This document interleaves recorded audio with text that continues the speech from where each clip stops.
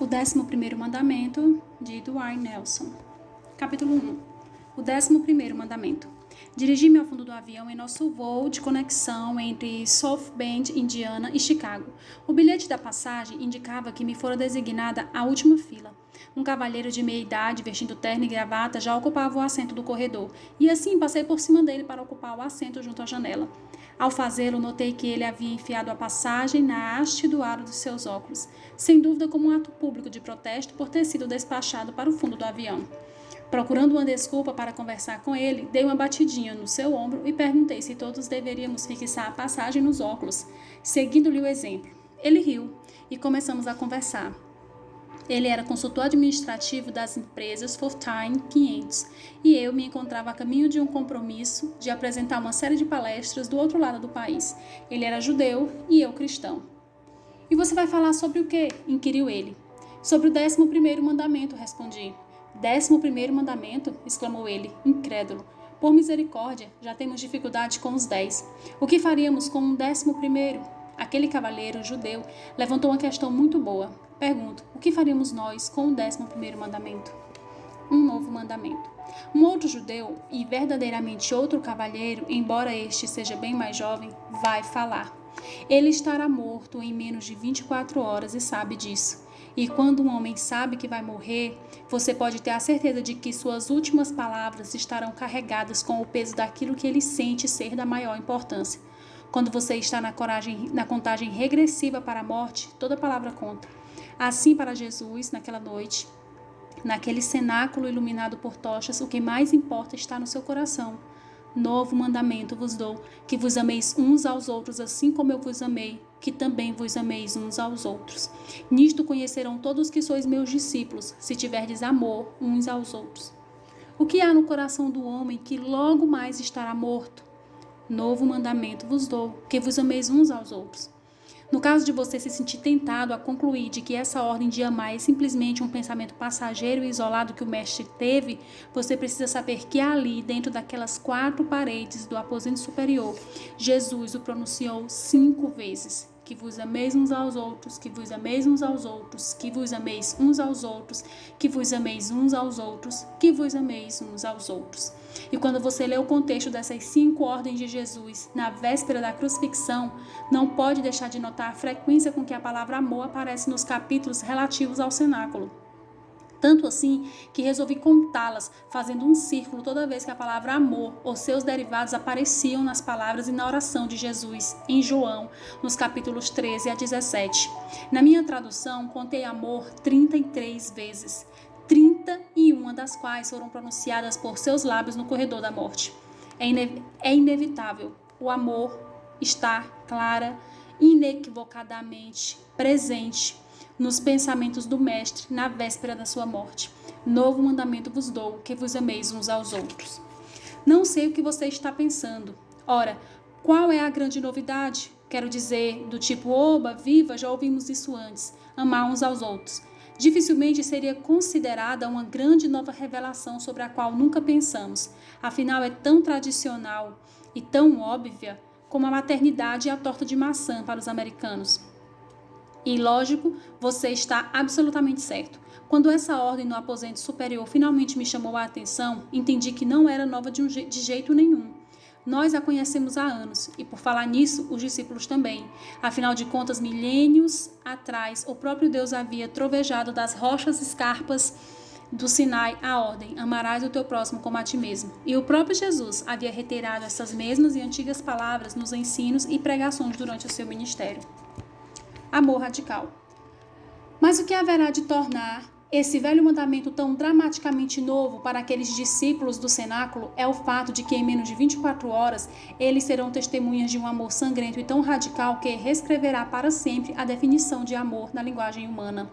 Muitos anos atrás, o presidente Ronald Reagan, aquele grande comunicador do Salão Oval norte-americano, tocou o coração do país quando citou as palavras de Jesus no cenáculo. Lembra-se daquele trágico acidente com o avião da Air Florida que caiu no Rio Gelado no gelado rio Potomac no inverno, pouco além da extremidade da pista do Aeroporto Nacional de Washington. Os helicópteros de resgate e as câmeras de televisão pairavam sobre as águas gélidas e batidas pelo vento, enquanto os sobreviventes do acidente lutavam para permanecer na superfície entre blocos de gelo e destroços. Uma corda salva-vidas foi baixada para um dos passageiros sobreviventes, um homem calvo que se debatia. Mas em vez de agarrar a corda, ele jogou-a por sobre as ondas e o gelo para outra vítima ali perto. O helicóptero puxou o afortunado sobrevivente para o local seguro. A corda salva-vidas voltou e novamente foi baixada para o mesmo homem calvo. E de novo, ele a passou para outra vítima desesperada. Mais uma vez, resgatou-se outro sobrevivente. Aquele drama de vida e morte se repetiu entre idas e vindas, mas quando o helicóptero retornou uma última vez para resgatar o abnegado estranho, ele havia sumido. As águas mortalmente gélidas por fim o haviam levado. Salmodiando a bravura altruísta daquele estranho, o presidente Reagan citou Jesus num discurso perante a nação. Ninguém tem maior amor do que este, de dar a alguém a própria vida em favor de seus amigos. Essas foram as palavras carmesim de Jesus, proferidas naquele mesmo aposento superior, momentos depois de ter ele declarado seu novo mandamento, que vos ameis uns aos outros. Um velho mandamento que se tornaria novo para sempre pela manhã, quando aqueles 11 homens testemunhariam não haver maior amor do que a glória brutal do homem na cruz do centro, daquele que deu a própria vida em favor dos seus amigos. O Calvário reescreveu para sempre a definição de amor em linguagem humana. A característica identificadora definitiva. Posso ser franco com você? Para mim, a novidade da ordem de Jesus para amarmos uns aos outros não se encontra tanto na sua radical redefinição de amor, tanto o amor humano quanto o divino. Na cruz, no dia seguinte, por mais completamente glorioso que tenha sido, ainda seja e continua sendo o seu amor sacrificial. Mas enquanto medito naquelas palavras do cenáculo, o que se me afigura tão dolorosamente novo é a percepção daquilo que Jesus, na verdade, declara ser a característica identificadora e definidora máxima dos seus verdadeiros seguidores sobre a terra. Nisto conhecerão todos que sois meus discípulos, se tiverdes amor uns aos outros. O que é tão novo e doloroso fica lamentavelmente em evidência quando você percebe o que Jesus não diz. Por favor, note que Jesus não diz: nisto conhecerão todos que sois meus discípulos, se guardardes o sábado. Ele com certeza poderia ter dito isso. Lembre-se que naquela noite ele estava falando a um grupo inteiramente sabatista de seguidores.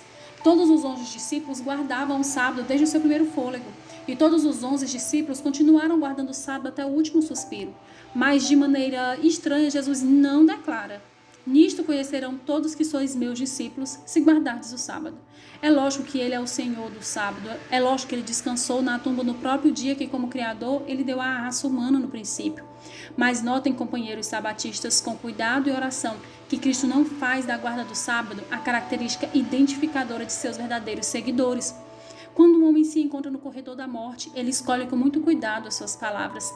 E as palavras que Jesus escolheu intencionalmente foram estas: nisto conhecerão todos que sois meus discípulos, se tiverdes amor uns aos outros. De maneira igualmente estranha, Jesus não declara: nisto conhecerão todos que sois meus discípulos, se a vossa esperança estiver na minha segunda vinda. Logicamente, essa é a grande e bendita esperança que tem resplandecido no coração dos discípulos de Cristo ao longo dos milênios. Afinal, momentos mais tarde, naquele mesmo cenáculo, Jesus proferiu a bem-amada promessa: não se turbe o vosso coração. Credes em Deus, credes também em mim. Na casa de meu Pai há muitas moradas. Vou preparar-vos lugar. E quando eu for e vos preparar lugar, voltarei e vos receberei para mim mesmo, para que onde eu estou estejais vós também. Atente para isto. No aposento superior, Jesus não menospreza, nem nega o sábado ou a bendita esperança. Mas ele não faz dessas grandes e gloriosas verdades a marca identificadora máxima de seu povo sobre a terra. Você pode chamar-se adventista do sétimo dia como eu, mas nem o adventista nem o sétimo dia são a forma pela qual Jesus declarou que o mundo reconheceria você ou a mim. Nisto conhecerão todos que sois meus discípulos, se tiverdes amor uns aos outros. Por favor, note que Jesus não declara naquela fatídica noite de quinta-feira no cenáculo: nisto conhecerão todos que sois meus discípulos, se ensinardes a purificação do santuário e o juízo final antes que eu retorne à terra. Lembre-se de que cada um dos 11 discípulos que o ouviam naquela noite era um crente convicto no Yom Kippur e no tema da purificação e do juízo e do dia da expiação. Conheciam os serviços do santuário até pelo avesso, mas de modo estranho o mestre não recomenda a verdade do santuário como a marca identificadora pela qual o mundo reconhecerá seu povo. Nisto conhecerão todos que sois meus discípulos, se tiverdes amor uns aos outros. A verdade mais obviamente dolorosa na ordem final de Jesus a seus discípulos se torna ainda mais expressiva quando notamos o que Jesus não declara. Nisto conhecerão todos que sois meus discípulos, se aceitardes as 28 crenças fundamentais. Cristo poderia ter apontado qualquer uma delas, ou todas elas, como as marcas identificadoras do seu povo sobre a terra. Todas as 28 grandes verdades são tão legítimas hoje como eram naquela noite, muito tempo atrás, mas ele não o fez. Antes, lemos a sua declaração inconfundível, inequívoca, incondicional naquela noite. Nisto conhecerão todos, vermelhos e amarelos, negros e brancos. Nisto conhecerão todos, ricos e pobres, cultos e analfabetos. Nisto conhecerão todos, primeiro mundo, segundo mundo, terceiro mundo. Nisto conhecerão todos que sois meus discípulos, se tiverdes amor uns aos outros. Um povo amoroso? Assim, é imperativo que se pergunte: somos um povo amoroso? Ou como Mark Twain se expressou cinicamente, somos bons no pior sentido da palavra? Você já conheceu pessoas assim, não conheceu? Pessoas tão certas na sua verdade, tão corretas na sua ortodoxia, tão dignas em sua observância e normas, mas, eu gostaria de ser vizinho delas? Pessoas que são boas no pior sentido da palavra? Assim como a oração da garotinha inglesa: ó Deus, façam com que as pessoas mais se tornem boas e as boas se tornem legais. Nisto conhecerão todos que sois meus discípulos, se tiverdes amor uns aos outros. Somos pessoas legais? Somos pessoas amorosas? Ou somos bons no pior sentido da palavra? Philip Yancey, em seu estimulante livro O que há de tão impressionante acerca da graça, conta uma história verídica que ele ouviu de um amigo que trabalha com os excluídos de Chicago. Uma prostituta me procurou em situação deplorável, sem residência fixa, doente, incapaz de comprar alimento para sua filhinha de 2 anos de idade. Em meio a soluços e lágrimas, ela me contou que alugava sua filha de 2 anos para homens interessados em perversão sexual. Ela ganhava mais alugando sua filha por 1 hora do que ela mesma recebia numa noite inteira. Precisava fazê-lo, disse ela, para sustentar seu vício de drogas. Eu mal suportava ouvir aquela história sórdida. A verdade é que isso me tornava legalmente responsável. Sou obrigado a relatar casos de abuso infantil. Eu não tinha ideia sobre o que dizia aquela mulher. Por fim, perguntei se ela já havia pensado em procurar ajuda em alguma igreja. Nunca me esquecerei da expressão de choque puro e ingênuo que estampou o rosto dela. Igreja? Exclamou a mulher. Por que eu iria a uma igreja? Eu já me sinto terrivelmente mal comigo mesma. Eles só me fariam sentir pior. Ian se empodera, então. O que me inspira nessa história do meu amigo é que mulheres muito parecidas com essa prostituta voavam na direção de Jesus e não para longe dele. Quanto pior se sentia uma pessoa a seu próprio respeito, tanto mais facilmente via a Jesus como um refúgio. Teria a igreja perdido esse dom? Evidentemente, os excluídos que se aglomeravam em torno de Jesus quando ele viveu na terra não mais se sentem aceitos entre os seguidores dele. O que aconteceu? E o que diremos nós em resposta? Alguns podem ser tentados a concluir que o problema estava, na verdade, com aquelas igrejas que a pobre e infeliz mãe conheceu. Mas se ela tivesse conhecido a nossa igreja, teria uma ideia diferente? Teria mesmo? Posso transcrever uma carta para você? Eu a recebi de uma mulher que conheci quando fui pregar em outra cidade, não fazia muito tempo. Prezado pastor Nelson, uns 5 anos atrás, outro amigo meu, muito chegado, morreu de AIDS. O seu nome era Jack e ele morreu aos 34 anos de idade. Jack foi batizado na igreja adventista uns 15 meses antes de morrer e eu o conhecia basicamente através das reuniões semanais de oração. Jack havia contraído HIV vários anos antes de entrar para a igreja. Não sabia que tinha o HIV até contraiu uma pneumonia. Sobreviveu à pneumonia, conheceu alguns vizinhos que eram adventistas e aceitou a verdade por intermédio deles. Infelizmente, alguns membros da igreja não aceitavam Jack porque ele tinha AIDS. Alguns deixaram de ir à igreja e aos cultos de oração porque ele estava lá e temiam pegar AIDS pelo ar ou ficando no mesmo salão. Meu ex-pastor tentou de todo jeito educar essas pessoas, mas elas não queriam ouvir. Quando o pastor passava algum tempo no hospital com Jack, todos os dias antes de ele morrer, elas diziam algo como: espero que o nosso pastor não contraia a AIDS no hospital e depois venha e transmita a todos nós. Como os anjos devem ter chorado no céu diante da dureza desses corações de cristãos professos. Graças ao Senhor, Jack permaneceu fiel até o fim e revelava inclusive um espírito de amor e perdão para com esses membros que o rejeitavam. Jack sabia o quanto Jesus o amava e isso foi suficiente. Novo mandamento vos dou, que vos ameis uns aos outros, assim como eu vos amei, que também vos ameis uns aos outros. Nisto conhecerão todos que sois meus discípulos, se tiverdes amor uns aos outros. Entendo que a história da mãe desesperada e a história do rapaz moribundo podem ser aberrações ou exceções à regra geral da vida, na qual vivemos e nos movemos e existimos. E eu rapidamente as classificaria como tais, não fosse pela perturbadora consciência de que com frequência demasiada não tenho revelado amor, particular e publicamente, como Jesus teria, se estivesse no meu lugar. Eu tenho sido rápido demais em julgar os outros e ansioso demais em cochichar minhas críticas junto a algum ouvido atento. Eu tenho condenado aqueles de quem discordo e menosprezo aqueles cujos gostos não são os meus. Passo correndo de largo por aqueles que esperam uma palavra de compaixão, de atenção e até mesmo um sorriso amável, correndo para tratar dos negócios do meu pai sem ter o coração do meu pai. Eu tenho fingido ser tolerante para com todas as raças e culturas, enquanto ao mesmo tempo dispenso como figuras menores aqueles que são diferentes de mim.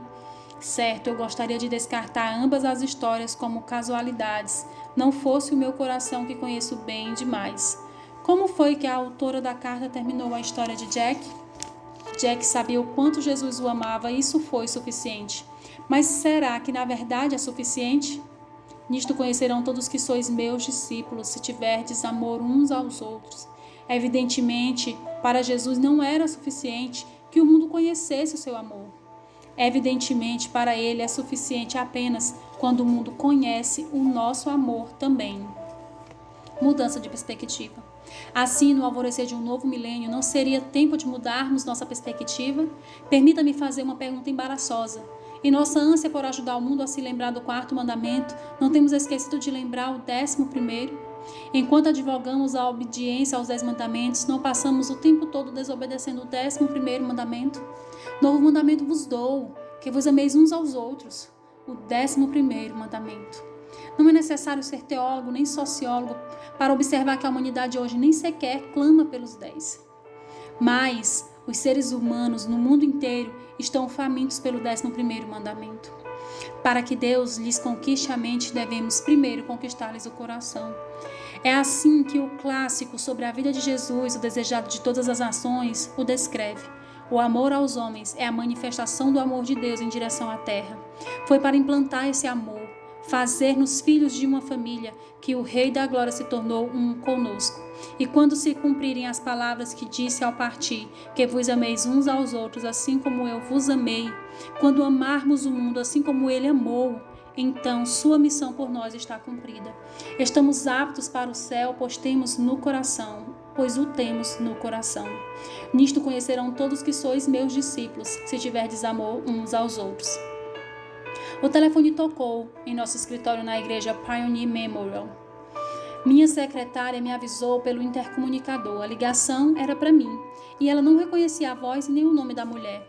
Tampouco eu ao ouvir aquela estranha começar com as conhecidas palavras: estou precisando de ajuda. Revesti-me de coragem, lamento confessar, esperando o pedido de dinheiro. E ele veio. Ela era mãe de 2 adolescentes. Estava ouvindo por algum tempo a transmissão ao vivo dos nossos cultos pela rádio nas manhãs de sábado. Ouvira os sermões a respeito de Deus como alguém a quem não se deve temer, mas alguém de quem se deve ser amigo.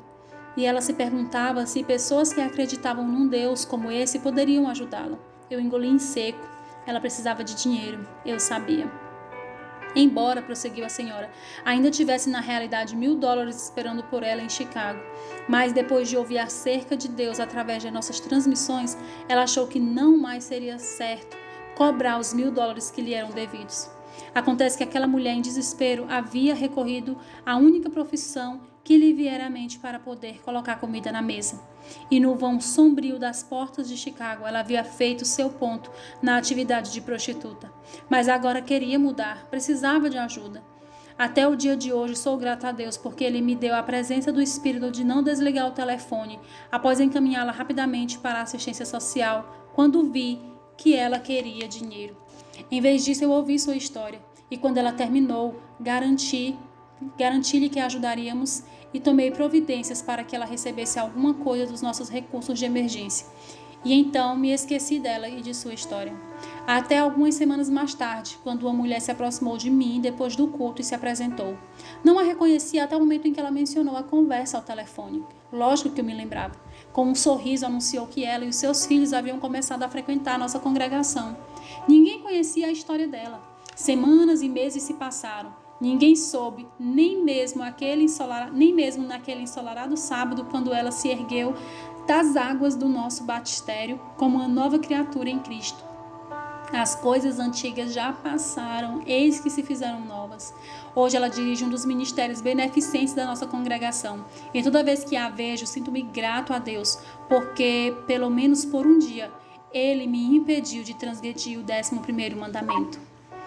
Lewis Mads escreveu: Deus chora quando as pessoas acham que podem amar somente a Ele. É o primeiro a admitir que Ele só não é o suficiente para um homem ou uma mulher. As pessoas necessitam das pessoas tão certamente como necessitam de Deus. E porque Deus sabe disso, o seu amor redentor cria um grupo de distribuidores de amor. Eu gosto disso. No mundo faminto de amor, Deus suscita um grupo de distribuidores de amor. Foi precisamente por isso que Jesus deu o 11º mandamento à sua igreja iniciante e à sua igreja no tempo do fim. Novo mandamento vos dou, que vos ameis uns aos outros, assim como eu vos amei, que também vos ameis uns aos outros. Nisto conhecerão todos que sois meus discípulos, se tiverdes amor uns aos outros. Porque no fim não há outra maneira de o mundo conhecer a verdade acerca de Jesus ou da sua igreja.